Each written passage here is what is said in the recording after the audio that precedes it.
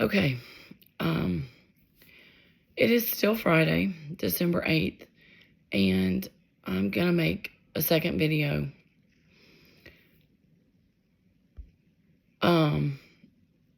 Because I've listened to the first one. I'm going to load it for you. It is primarily covering the tutors.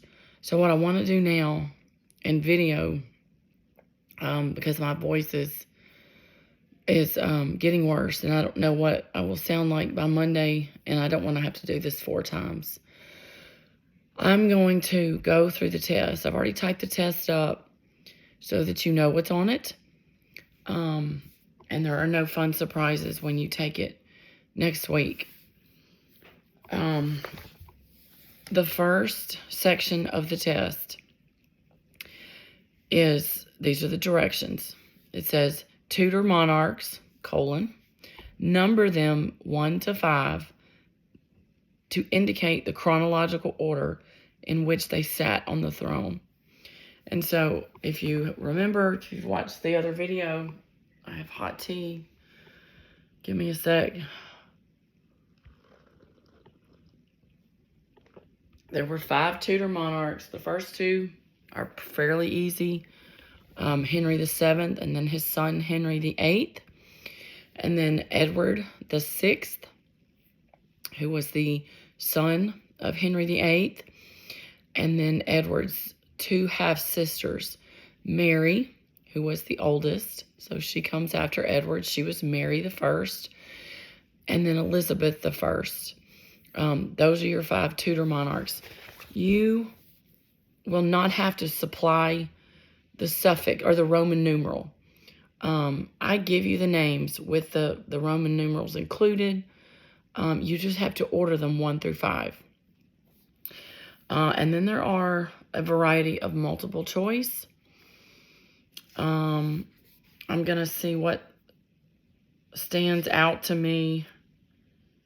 I want you to know that of Henry VIII's 3 children who served, Elizabeth served the longest.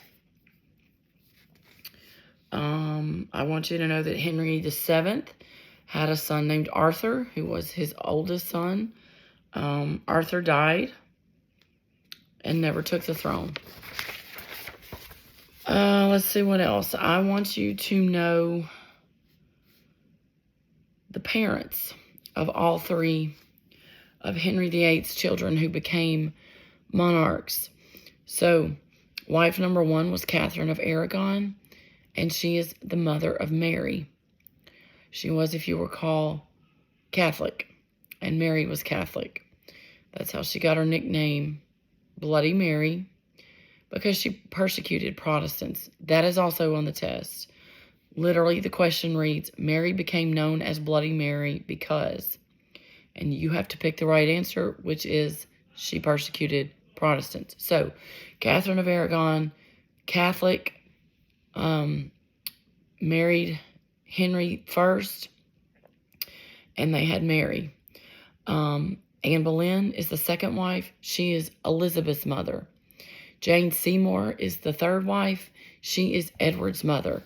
And that is the end of his children who will become kings or queens of England. So I ask you, like it literally reads, Mary's parents were Henry VIII and, so you would select Catherine of Aragon. Elizabeth's parents, Henry VIII and, so you would select Anne Boleyn. I want you to know that Mary was Catholic and Elizabeth was Protestant. I want you to know the 2 women that he beheaded, the 2 wives that he beheaded. Anne Boleyn is by far the more famous one, who lost her head, literally.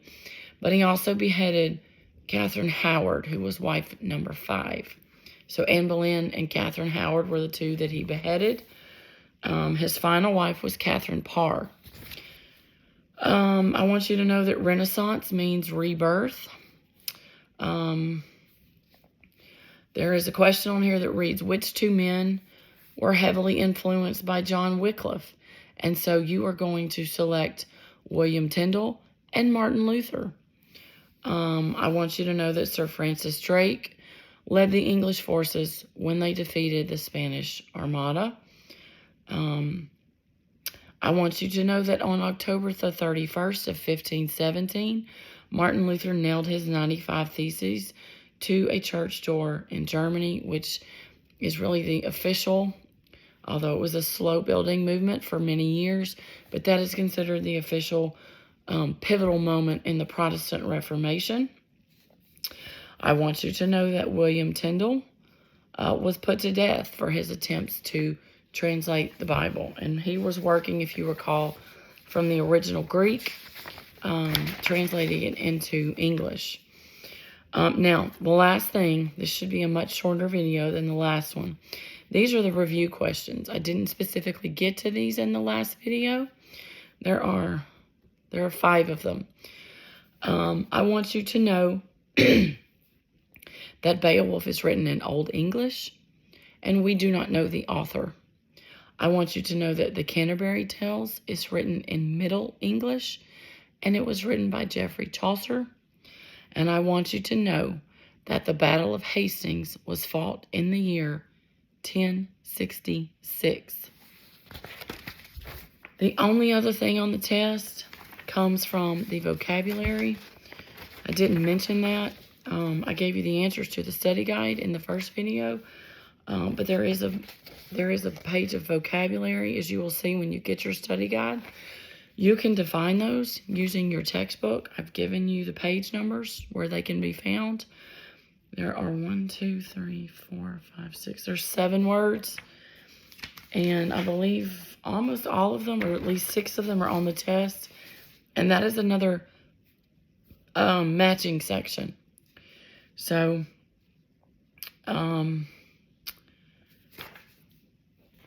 they're good words.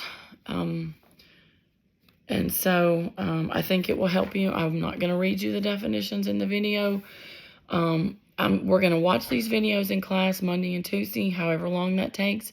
And you can pick up one of the textbooks and define these for yourself. That will actually help you. That is a great way to commit something to your memory. It's to open the book and write out the definition yourself. I will obviously, the Lord willing, I should be in class on Monday and Tuesday. I would like to limit the use of my voice unless it improves over the weekend. But I think it's probably going to get a little bit worse for a few days. So I wanted to make this other video tonight. And I will get both of these uploaded for you shortly. A few of you have picked up a study guide. And so you, of course, are welcome to do whatever work you choose to do this weekend. Everyone else, I will hand you a study guide on Monday. And we will run through these videos. All right. I will see you guys in a few days. Have a great weekend.